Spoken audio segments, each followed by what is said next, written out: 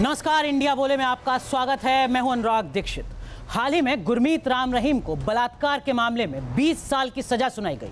इसी के साथ उस पर लगे बाकी आरोपों और उसकी करोड़ों की संपत्ति से जुड़ी ढेरों कहानियां भी सामने आई। वैसे गुरमीत राम रहीम अकेला नहीं है, बल्कि ढेरों ऐसे धार्मिक गुरु हैं जिन पर सवाल उठते रहे हैं। एक बाबा काला रुमाल जेब में रखकर जिंदगी सुधारने का मंत्र देता है, तो जाकिर नायक को भी याद कीजिए, जो बताता है कि आत्मघाती हमला जायज़ है।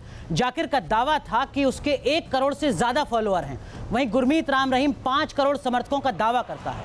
करोड़ों समर्थकों वाले ढेरों धर्मगुरु इस मुल्क में मौजूद हैं।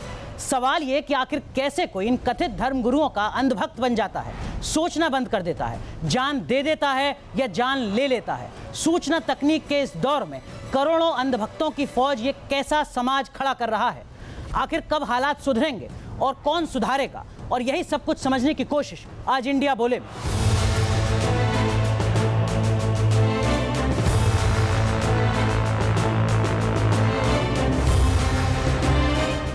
और इस महत्वपूर्ण विषय पर बात करने के लिए हमारे साथ खास मेहमान जुड़ रहे हैं। हमारे साथ हैं नवल किशोर दास साहब, आप महामंडलेश्वर हैं। हमारे साथ जुड़ रहे हैं मौलाना अब्दुल हमीद नुमानी साहब, आप भी धर्मगुरु हैं। हमारे साथ जुड़ रहे हैं नरसिंहानंद सरस्वती साहब, आप भी धर्मगुरु हैं। और हमारे साथ यहाँ स्टूडियो में जुड़ रहे हैं विवेक विराट मुदगल साहब, आप भी धर्मगुरु हैं। और हमारे साथ जुड़ेंगी मनोचिकित्सक डॉक्टर निशा खन्ना और समाजशास्त्री प्रोफेसर बद्री नारायण।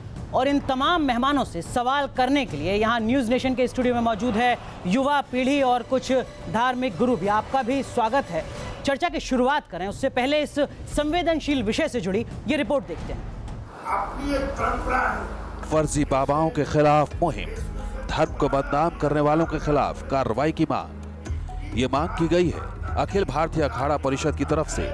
इलाहाबाद की अहम बैठक में अखाड़ा परिषद ने ऐसे 14 लोगों की लिस्ट तैयार की है जिन पर आस्था के साथ खिलवाड़ का आरोप है। इस लिस्ट में गुरमीत राम रहीम, आसाराम, नारायण साईं के नाम शामिल हैं। जिन लोगों के नाम लिस्ट में शामिल हैं उनके खिलाफ अखाड़ा परिषद ने कार्रवाई की मांग भी की है।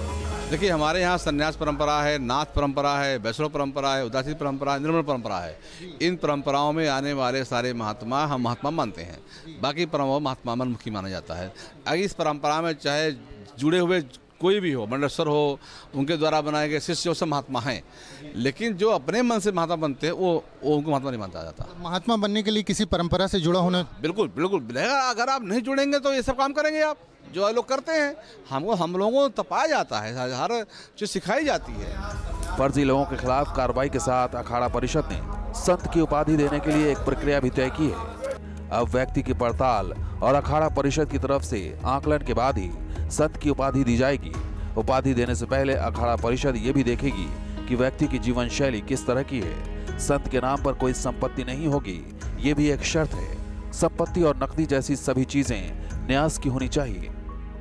अखाड़ा परिषद का कहना है कि गुरमीत राम रहीम जैसे लोगों ने संतों के नाम को बदनाम किया है और इसी को देखते हुए ये फैसला लिया गया है। इलाहाबाद से मानवेंद्र सिंह के साथ टीम न्यूज़ नेशन। और सबसे पहला सवाल नवल किशोर दास साहब आपसे, क्या धर्म यही सिखाता है कि आप इस तरीके से अपनी जान देते रहिए? नहीं, देखिए, धर्म तो सहजता सिखाता है, धर्म समर्पण सिखाता है, धर्म अनुरक्ति से विरक्ति की ओर ले जाता है, धर्म जगत से जगदीश्वर की ओर ले जाता है, धर्म दानवता से मानवता की ओर ले जाता है, धर्म अंधकार से प्रकाश की ओर ले जाता है, धर्म कल्याण के मार्ग की प्रेरणा देता है। तो धर्म तो सिखाता है। नुमानी साहब, क्या आपके यहाँ ये सिखाया जाता है कि युद्ध में आत्मघाती हमला जायज़ है? नहीं, बिल्कुल गलत है। धर्म ये सब नहीं सिखाता है। असल दिक्कत क्या है, विवेक जो है और अक्ल से जब आदमी काम लेना छोड़ देता है और जो स्थापित परंपरा है, सही जो है चीज़ें हैं, अगर आप देखें कि एक आदमी जो है मानव समाज का जो है मार्गदर्शन के लिए आपके सामने आ रहा है, लेकिन वो जो है खुद जो है भगवान बनने की जो है कोशिश कर रहा है, आपसे कह रहा है कि संसार जो है त्याग दो। लेकिन ये है कि संसार की जितनी जो है सुख सुविधा और भौतिक जो है सुविधा हो सकती है वो सब जो है वो आदमी ले रहा है। तो आदमी को अकल नहीं है कि आदमी हमें बेवकूफ बना रहा है। नरसिंहानंद सरस्वती साहब, आदमी को खुद सोचना चाहिए। क्या धर्म में ये कहा जाता है कि आपके भक्त ने आपको तन मन धन सब कुछ दे दिया है, तो अब आप जैसे चाहें वैसे उस भक्त का इस्तेमाल कीजिए? नहीं, देखिए, ये कहीं भी धर्म नहीं है, ये तो अधर्म है। इसे आप धर्म कैसे कह सकते हैं? ये तो धर्म है ही नहीं, ये तो अधर्म है। और ये ऐसे लोग हमेशा से रहे हैं धर्म की आड़ में ही अधर्म चलता है। ये तो हम लोगों के विवेक पर है और इन बच्चों के विवेक पर है कि ये चुनते किसे हैं। आज जो ये ग्लैमराइजेशन हो रहा है, जिस तरह से राम रहीम रहता था, इसका जो ग्लैमर था जी, इस ग्लैमर से अंधे होकर जब भक्त लोग जाएंगे तो उन्हें तो यही विनाश मिलने वाला है। जैसा गुरु वैसा चेला, दोनों नरक में ठेलम ठेला। आपके हिसाब से गुरु होता क्या है सर? शास्त्रों के हिसाब से, धर्म के हिसाब से गुरु कैसा होना चाहिए? देखिए, गुरु का तो अर्थ ही है कि जो अंधेरे से प्रकाश की तरफ ले आ जाए, यहाँ तो गुफा में ले जाने की बात। और यहाँ ये जो गुरु है जिसकी आप बात कर रहे हैं, वो पहले तो कोई गुरु ही नहीं है, क्योंकि वो किसी परंपरा से आता ही नहीं है, क्योंकि वो ना तो सनातन परंपरा को मानता है, जो उसका खुद नाम है गुरमीत, यानी कि सिख समुदाय से आता है, तो उसको भी वो मानता नहीं है, ना वो कुरान को मानता है, ना वो बाइबल को मानता है। उसने तो अपना धर्म स्वयं बना लिया, जो धर्म नहीं है, दुनिया की नज़रों में उसने उसको धर्म दिखाया, वो तो अपने आप में अधर्म है, जिसमें हर गलत काम होता है। यहाँ तक कि वो फिल्में भी बनाता है, वो तो फिल्म इंडस्ट्री को मानता है, फिल्म इंडस्ट्री को गुरु मानता है, फिल्म इंडस्ट्री वालों की चीज़ों को अपनाता है, ड्रेसेस भी वो तो वैसे ही पहनता है, हीरो भी वैसे बनता है, तो वो गुरु नहीं है। धर्म गुरु ही नहीं है तो कैसे करोड़ों लोग अनुयायी बनते रहे और आप लोगों ने आज तक आवाज क्यों नहीं उठाई कि ये धर्मगुरु नहीं? देखिए, जो सिर्फ गुरमीत राम रहीम ही नहीं, बाकी इस तरीके के तमाम लोगों के खिलाफ आप लोगों ने आज तक ये बात क्यों नहीं कही? देखिए, जो दिखता है वही बिकता है, जिसका प्रचार बदलना होगा ना, तो फिर धर्मगुरुओं की क्या भूमिका होगी? आप भी बाजार के दबाव में तो नहीं आ सकते। नवल किशोर जी, देखिए बंधु, ऐसा है, गोस्वामी तुलसीदास जी ने लिखा है, कलमल ग्रसे धर्म सब लुब्ध भये सदग्रंथ, जिम पाखंड वास प्रकट किए वो पंथ। ऐसे दम्भी लोग जिसकी किसी परंपरा से कोई लेना देना नहीं है, ऐसे स्वयंभू लोग अनेक हैं, कालनेमी हैं, कपटमुनि हैं, इनका कोई परंपरा से लेना देना नहीं है। सर, मेरा सवाल ये कि ये जानकारी देगा कौन लोगों? आपने प्रश्न किया कि आप बोले क्यों नहीं। हाँ, देखिए, भारतीय दंड संहिता के अनुसार स्वतंत्र व्यक्ति का ऐसा एक ब्रह्मांड दे दिया है कि आप किसी के बारे में कुछ नहीं कह सकते। अखाड़ा परिषद ने आज से 10 साल पहले से लेके आज तक देश के राष्ट्रपति को, देश के माननीय प्रधानमंत्री जी को कई पत्र लिखे कि कृपया आप कोई इस प्रकार का अधिनियम बनाएं कि अखाड़ा परिषद ये कह सके ये व्यक्ति ठीक है, ये गलत है, और जिसको हम गलत कहें, हम नहीं, कानून की दृष्टि से प्रशासन सहायता करे और ऐसे व्यक्ति को कान पकड़ के समाज के सामने लाया जाए। प्रोफेसर बद्रीनारायण जी, कानून हम हाथ में नहीं ले सकते। प्रोफेसर बद्रीनारायण जी, इस तरीके के एक के बाद एक कथित धर्मगुरु सामने आते रहे समाज में और किसी ने आवाज नहीं उठाई, ये किस तरीके का समाज है हमारे देश का? सही में जो सच्चा धर्म है वो तो एकदम अलग है, लेकिन जिस तरह का ये धर्मगुरु कर रहे हैं, ये एक असुरक्षा बोध है जो समाज में बाजारवाद के विकास के साथ जो एफ्लुएंस की जो कल्चर पैदा हुई है उसके कारण सत्ता में देखिए जो लोग हैं वो सबसे ज्यादा इनसिक्योर हैं जी, तो उसके कारण हम लगातार इसके वो होते जा रहे हैं, गुलाम होते जा रहे हैं। और ये लोग सिर्फ ये लोग धर्म से ट्रीट ही नहीं करते, ये पूरा एक नेटवर्क का हिस्सा भी है जो बड़े लोगों के बीच फैला करके और उससे तरह तरह के लाभ और हानि, फायदे, घाटा ये कराते हैं अपने समर्थकों को, फायदा ज्यादा जी। तो ये इस तरह का, इसमें बड़ा एक सामाजिक जो कहते हैं ना, लाभ का भी, पॉलिटिकल लाभ, सामाजिक लाभ। डॉक्टर निशा खन्ना, मैं आपके पास भी आऊंगा, लेकिन नरसिंहानंद सरस्वती साहब, क्या आप मानते हैं कि हाँ, धर्म अब एक तरीके का डर का आतंक है, आध्यात्मिकता की दलाली भी बन गई है कुछ धर्मगुरुओं के लिए, जो डर के नाम पर डराते हैं और फिर जो चाहे वो करवाते हैं? देखिए, ये लोग करते हैं। देखिए, ये लोग धर्मगुरु नहीं है। हाँ, जो डरना सिखाता है वो धर्मगुरु नहीं होता। धर्म तो डर को समाप्त करता है, धर्म तो सत्य की तरफ ले जाता है, धर्म डर की तरफ नहीं ले जाएगा। लेकिन जो ये डराने का काम कर रहे हैं, किस आधार पर करोड़ों लोग जुड़ रहे हैं सर? हाँ, जुड़ रहे हैं। ये देखिए, ये आज भारतवर्ष में धार्मिक सिस्टम की विफलता है। हम लोग फेल हुए हैं आम जनता को ये समझाने में कि कौन सा बाबा सच्चा है और कौन झूठा है, कौन धर्मगुरु सच बोल रहा है, कौन धर्मगुरु झूठ बोल रहा है। ये विफलता है हमारी। इस बात से, ये सिर्फ एक धर्म की बात नहीं है, हर धर्म में लगभग यही स्थिति। आप सहमत हैं इस बात से? बिल्कुल, ये सब धर्म में होता है। होता क्या है, समाज जो है वो बदल रहा है और समाज में दो चीजें बहुत महत्वपूर्ण है। एक जो है आर्थिक स्रोतों पर कब्जा करना, दूसरा है वर्चस्व, चाहे वो राजनीतिक हो, सामाजिक हो। तो आप ये देखेंगे जो आदमी जो है, अगर वो गुरु है, अगर गुरु जो है वो गोबर से गुड़ नहीं बना रहा है बल्कि जो है गुड़ को गोबर कर रहा है, तो आदमी को उसी वक्त समझ लेना चाहिए। ये किस तरीके का मनोविज्ञान है कि करोड़ों लोग किसी एक इस तरीके के धर्मगुरु, जिसके धर्मगुरु होने पर सवाल है, अंधभक्त होते चले जाते। तो आप ही उसको डॉक्टर निशा खन्ना, आपसे समझना चाहूंगा, कैसे करोड़ों की संख्या में लोग अंधभक्त होते चले जाते हैं? जाकिर नायक कहते हैं कि उनके 100 करोड़ लोग हैं पूरी दुनिया में जो कार्यक्रम देखते हैं, 1 करोड़ अनुयायी हैं। दूसरी तरफ गुरमीत राम रहीम जो कहते हैं कि 5 करोड़ मेरे अनुयायी हैं। हाँ, हिंदुस्तान में ऐसा होता है, हम लोग दूसरों को फॉलो बहुत करते हैं और अपना माइंड यूज़ नहीं करते। और बहुत सारी ऐसी चीज़ें अगर हम ज़िंदगी में कुछ नहीं कर पाते तो हमें लगता है कोई धर्म गुरु या कोई धर्म पिता हमें सही राह दिखाएगा और हमारे ज़िंदगी के वो सारे काम हो जाएंगे, चाहे वो बच्चा पैदा करने से लेकर कोई भी काम हो, चाहे वो बिज़नेस में फेल होना हो। हमारे सबकी ये सोच का बदलना ज़रूरी है। अगर हमारा बच्चा सेटल नहीं हो रहा है, हमारे घर में बच्चा नहीं हो रहा है, अगर हम ज़िंदगी में कुछ करना चाहते हैं और सफल नहीं हो रहे हैं तो हम किसी गुरु की शरण में जाते हैं। मेरा परिवार नहीं बस रहा है। क्या ये एक तरीके की मानसिक बीमारी है? के बीच में अगर क्या ये एक तरीके की मानसिक बीमारी है जिसे डिपेंडेंट पर्सनैलिटी कहा जाता है मनोविज्ञान की भाषा में? आप बेहतर तरीके से समझा सकेंगे। कोई अपने आप को मानता है और ये सोचता है कि मैं दूसरों को फॉलो करूं और वो मेरी सारी चीजों को सॉल्व कर देगा। मुझे लगता है जितने भी यहाँ पर धर्म गुरु बैठे हैं उनको क्षमता। हाँ जी, ये जो डिपेंडेंट पर्सनैलिटी की बात होती है मनोविज्ञान में, क्या इस तरीके की स्थिति जिसका आप जिक्र कर रही हैं, क्या ये एक मानसिक बीमारी है? देखिए, ऐसा बहुत बार होता है, ये लोग इमोशनली अनस्टेबल होते हैं या कुछ लोग ऐसी पर्सनालिटीज़ भी होते हैं जिन्हें लगता है कि मुझे घर की या आसपास के लोगों की बात ना मानकर किसी ऐसे इंसान की बात माननी है जो पदवी में ऊंचा है, जिसने अपना रुतबा बना रखा है। अगर देखा जाए तो बहुत बार ऐसे गुरुओं को पॉलिटिकल सपोर्ट मिलता है। बहुत सारे रिच फैमिलीज या रिच जो एंटरप्रेन्योर्स हैं वो उनको सपोर्ट करते हैं, जिसकी वजह से मामला सिर्फ गरीबी से जुड़ा नहीं है। लोग बहुत हाईलाइट, ये समझना बहुत जरूरी है कि मामला सिर्फ गरीबी से जुड़ा नहीं है, ग्रामीण भारत से जुड़ा नहीं है। जो आर्थिक रूप से संपन्न लोग हैं, जो राजनीतिक रूप से संपन्न लोग हैं, वो भी इस तरीके के कथित धर्म गुरुओं की शरण में नजर आते हैं दंडवत तरीके से, और उससे स्थितियां सुधरती नहीं है, बिगड़ती हैं। और सवाल ये भी है कि कैसे कोई एक आम नागरिक ये अंतर तय कर पाए कि ये अखाड़े से जुड़े संत हैं या ये एक अलग ही अपनी फ्रेंचाइजी चला रहे हैं, और ये अंतर एक सामान्य नागरिक कैसे तय कर पाएगा। सवाल एक बार ले लेते हैं कि लोग क्या सोचते हैं इस मुद्दे पर।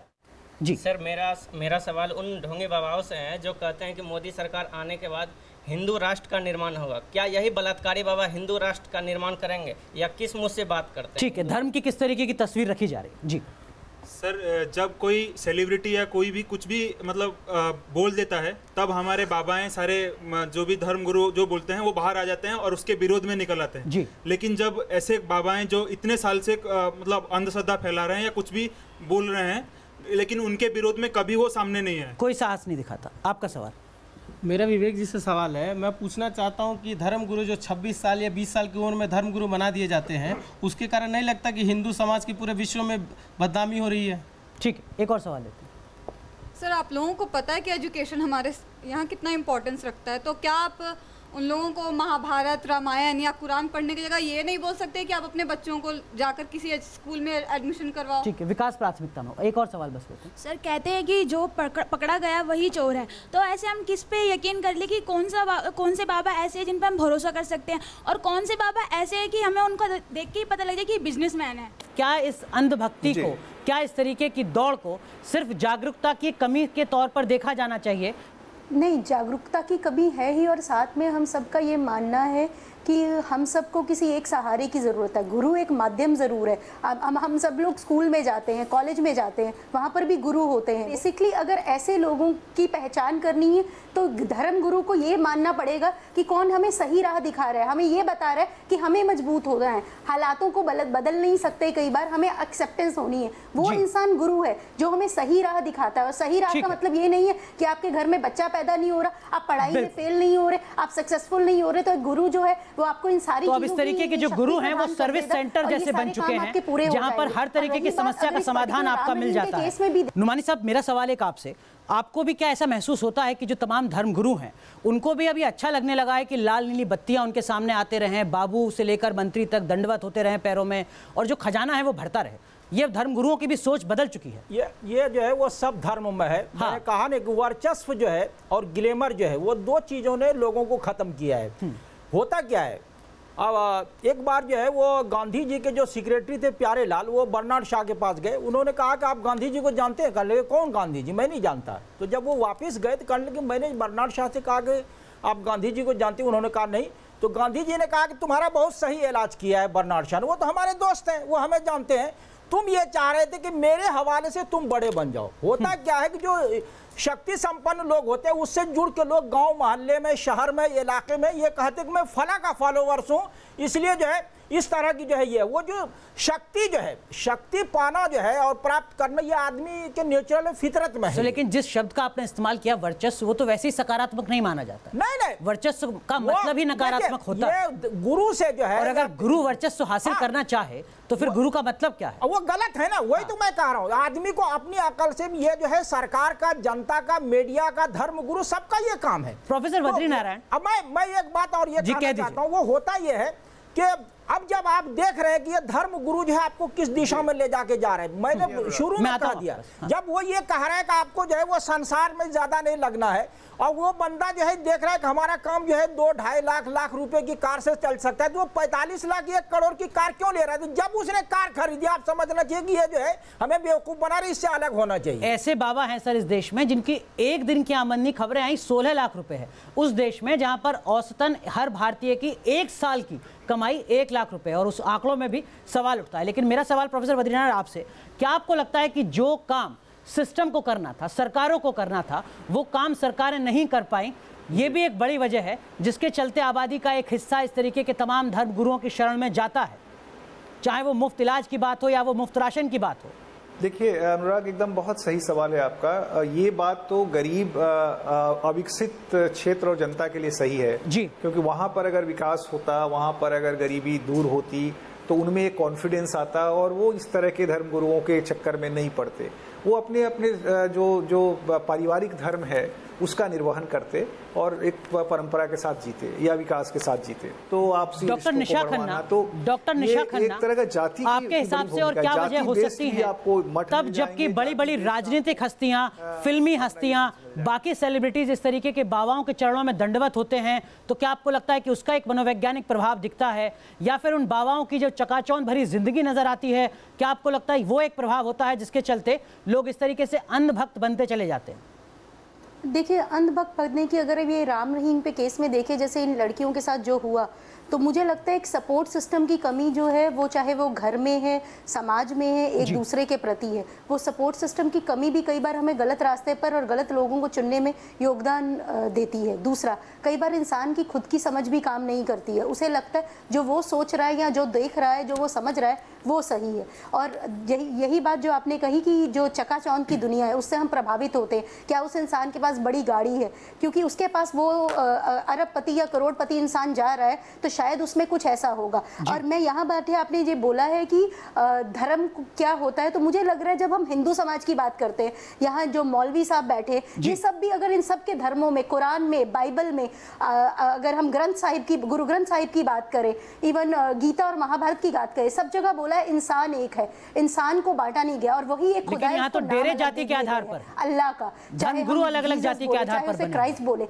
तो क्या हम सब धर्म गुरु की ये नहीं ड्यूटी बनती कि हम सबको एक इंसान, हाँ बिल्कुल नाम अलग है पर उनकी सोच एक ही है कि हम इंसान को कैपेबल बनाएं, ये बनाएं कि आप काबिल है कुछ भी करने के, हम माध्यम नहीं है। हम ये गुरु का फर्ज है ये बताना कि तुम में वो सारी शख्सियत है, तुम सब कुछ कर सकते हो, उसके लिए हार्ड वर्क तुमको करना है। अगर सिचुएशन को भी बदलना है तो सामने वाले को बदलने के बजाय खुद को तुमको बदलना होगा। अगर कोई डॉक्टर भी बनना चाहता है तो उस बच्चे को पढ़ाई खुद करनी पड़ती है। सादा जीवन उच्च विचार का दावा करने वाले तमाम बाबा जो गरीबों की सुध लेते हैं, वो लगातार अरबों रुपए के मालिक बनते रहते हैं। आपके हिसाब से क्या वजह है कि वो लोग इस बात को नहीं समझ पाते, जो उनके अनुयायी हैं, कि ये हमारी गरीबी दूर करने का दावा कर रहे थे लेकिन इमारत इनकी बुलंद होती जा रही है? देखिए अनुराग जी, आज पूरे, मैं सनातन धर्म की तरफ से आपको बता रहा हूँ, आज पूरे सनातन धर्म के सिस्टम को आत्मचिंतन की जरूरत है। हम लोगों को ये सोचने की जरूरत है कि हम लोग कहां जा रहे हैं। सवाल मेरा शुरुआती ये था, ये करेगा कौन? बिल्कुल बिल्कुल, देखिए हम सब करेगा कौन? मैं वही तो बता रहा हूं, हम सबको इतना साहस दिखा कभी धर्मगुरु? देखिए होना चाहिए, अगर नहीं करेंगे तो मिट जाएंगे, बहुत जल्दी विनाश आने वाला है, क्योंकि जनता का विश्वास उठता जा रहा है।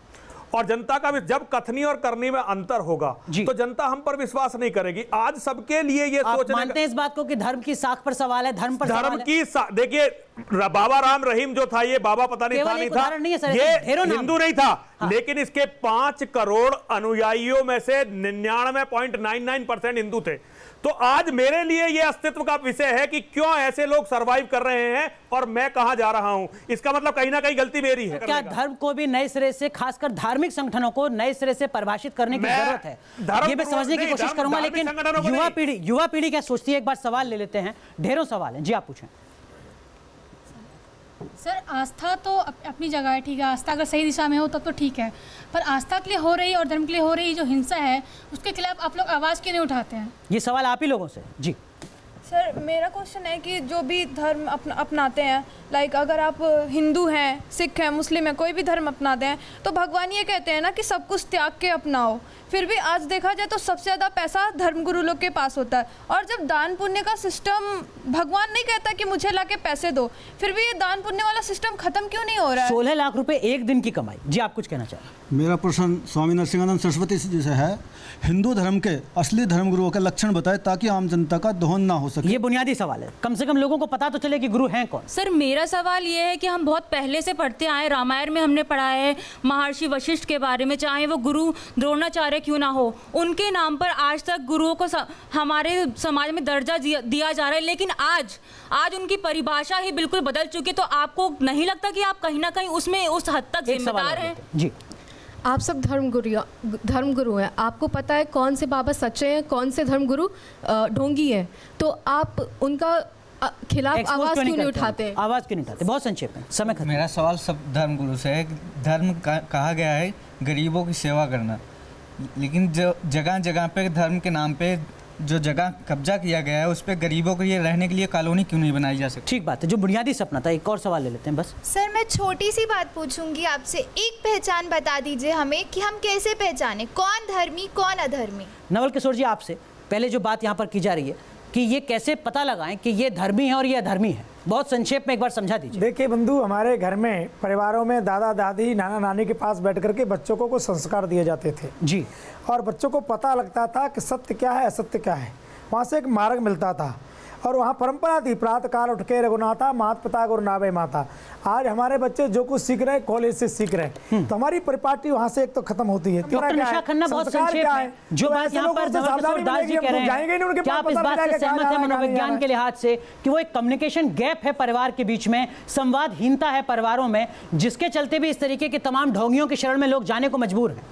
देखिए, ऐसा होता है, बिल्कुल संवाद एक है, पर मैं ऐसा नहीं बोलूँगी। बहुत सारे ऐसे माँ बाप हैं, इवन पढ़े लिखे ऐसे बहुत सारे मैं लोगों को जानती हूँ जो बहुत सारे गुरुज को फॉलो करते हैं। उनको लगता है गुरु ने सही राह दिखाते हैं। तो हम ये नहीं बोल सकते कि हमें माता पिता को ही फॉलो करना चाहिए। ज़रूरी नहीं है कि जो माता पिता कह रहे हैं शायद वही सच हो। डेफिनेटली टेक्नोलॉजी का ज़माना है, हमें बहुत सारी चीज़ें पता लग रही हैं। हाल ही में एक खबर आई थी जिसमें ये कहा गया कि भ्रामक विज्ञापन, मिसलीडिंग एडवर्टीजमेंट अगर कोई सेलिब्रिटी भी करता है तो उसके खिलाफ भी कार्रवाई हो। पार्लियामेंट की स्टैंडिंग कमेटी थी जिसने अपनी इस तरीके की सिफारिश दी थी। हम जिलों के स्तर पर, कस्बों के स्तर पर रोज विज्ञापन पढ़ते हैं बाबाओं के, जो 7 दिन में हमारी सारी समस्या खत्म करने वाले हैं। आपको लगता है कि कानूनी एक फ्रेमवर्क बनना चाहिए और इस तरीके के विज्ञापन कर देने वाले बाबाओं के खिलाफ सख्त कार्रवाई होनी चाहिए? केवल बाबा ही नहीं, बहुत लोग हैं। बिल्कुल, आज चूंकि बाबा की बात, जो भी कार्य है वो आपराधिक कार्य है या वो सही कार्य है, वो उसका जो स्थापित जो है सामाजिक परंपरा वो है और जो है संविधान है। अगर आप देखेंगे ये दोनों के विरुद्ध संविधान में संशोधन होते हैं। नहीं, वही मैं कह रहा हूँ ना, अगर ये दोनों, आपको लगता है वक्त की जरूरत आ गई है? अथॉरिटी भी जो है वो देखने के लिए होना चाहिए। ये लोगों को पता है कि जो रेप हो रहा है ये गलत है, अंधभक्ति का समाधान क्या? ये तो इलाज कराने की तरह है ना। का सबसे सरल समाधान यही है कि आम जनता को, भोली भाली जनता को, वो किसी भी धर्म समुदाय से जुड़ा हुआ हो, उसको अपने धर्म का ज्ञान आवश्यक है। डॉक्टर निशा खन्ना, एक सवाल मेरा आपसे होगा, एक मनोवैज्ञानिक के तौर पर क्या आपकी सलाह होगी, कैसे कोई व्यक्ति किन किन बातों का ध्यान रखे ताकि कम से कम ऐसी स्थिति में तो ना पहुंच जाए कि वो खुद को अंधभक्त पाए और उसको एहसास भी ना हो इस बात का? देखिए, एक चीज़ मैं बहुत बोलूँगी, पूरे समाज की जिम्मेदारी है, समाज के हर एक इंसान की, परिवार की, स्कूल से लेकर कॉलेज से लेकर धर्म गुरुओं से लेकर इवन पॉलिटिकल नेताओं की, और इवन हमें कानून की ज़रूरत है जो आप बोल रहे थे। मैं उस बात से एग्री करती हूँ, उन पॉलिसीज़ का आना ज़रूरी है। I don't want to mention that, but बुनियादी बात बिल्कुल ये समझना ज़रूरी है। बहुत अच्छी लगी थी। लेकिन प्रोफेसर बद्रीनारायण, आपसे मैं समझना चाहूँगा इस बात को, क्या आपको लगता है कि जब हम मिसलीडिंग एडवर्टीजमेंट के खिलाफ कार्रवाई की बात कर सकते हैं और सेलिब्रिटीज़ के खिलाफ भी कार्रवाई की बात कर सकते हैं, तो धर्म गुरु जो इस तरीके का सपना दिखाते हैं दिन में कि वो 7 दिन में हमारी सारी समस्याओं को खत्म कर देंगे, उनके खिलाफ भी कानूनी कार्रवाई होनी चाहिए। और क्या उतना राजनीतिक साहस है हमारे राजनीतिक तबके में? देखिए, एकदम सही कह रहे हैं अनुराग जी, ये निश्चित रूप से इस पर एक कानून बनना चाहिए और इस तरह के ये जो कुप्रचार हैं या इस तरह के मिसलीडिंग एडवर्टीजमेंट्स जो ये धर्मगुरु करते हैं उन पे रोक लगना चाहिए। और लेकिन हमारा पॉलिटिकल क्लास अभी शायद उतना शक्तिवान अपने को नहीं महसूस करता कि इसमें इंटरवीन करे, क्योंकि उसको एक भय है कि इससे इनके समर्थक नाराज हो जाएंगे, इससे धर्म का बरने के छत्ते में हाथ लग जाएगा और उससे हमारा पॉलिटिकल लॉस होगा। एक बात मैं सबसे कहना चाहता हूं, आप जैसे भी कह रहे हैं 7 दिन में समस्या का समाधान हो। हाँ। हिंदुओं के सबसे बड़े धर्मगुरु जो है भगवान योगेश्वर कृष्ण हुए हैं जी। योगेश्वर कृष्ण के शिष्य जो सबसे बड़े शिष्य हुए अर्जुन के सामने एक समस्या आई कि कुछ लोग उन्हें मारना चाहते थे, उनके राज्य को हथियाना चाहते थे। हमारे यहाँ योगेश्वर कृष्ण ने कहा कि भाई मैं तुम्हें केवल रास्ता दिखा सकता हूं, तुम्हारी तरफ से मैं लड़ नहीं सकता। समझना जरूरी। नवल किशोर जी, बहुत संक्षेप में, समय पूरी तरीके से खत्म हो चुका है। आपने देखा लोगों की पीड़ा और मैं निवेदन करना चाहूंगा आपके माध्यम से कि हर बच्चे परिवार के साथ 10 मिनट अपने माता पिता के पास बैठो, अपनी परंपराओं के बारे में जानो और अपने धर्म ग्रंथ पढ़ो। जब पढ़ोगे नहीं तो पता कैसे लगेगा? जो समझ पढ़ा ही नहीं उसके से पता कैसे लगेगा? ग्रंथों का अध्ययन करें और माता पिता का सम्मान करें। माता पिता का सम्मान करेंगे तो थोड़ा धर्म को पहले समझ लीजिए, उसके बाद फिर गुरु को समझने की कोशिश कीजिए, लेकिन इस अंधभक्ति से बचिए। ये एक मनोवैज्ञानिक बीमारी है, आपकी जान जा रही है, सोचना आपको है, तय आपको करना है। बहुत बहुत शुक्रिया आप सभी का कार्यक्रम में समय निकालने के लिए और इस महत्वपूर्ण विषय पर अपनी अपनी राय, अपना अनुभव दर्शकों के साथ साझा करने के लिए। बहुत बहुत शुक्रिया आप सभी दर्शकों का भी कार्यक्रम देखने के लिए।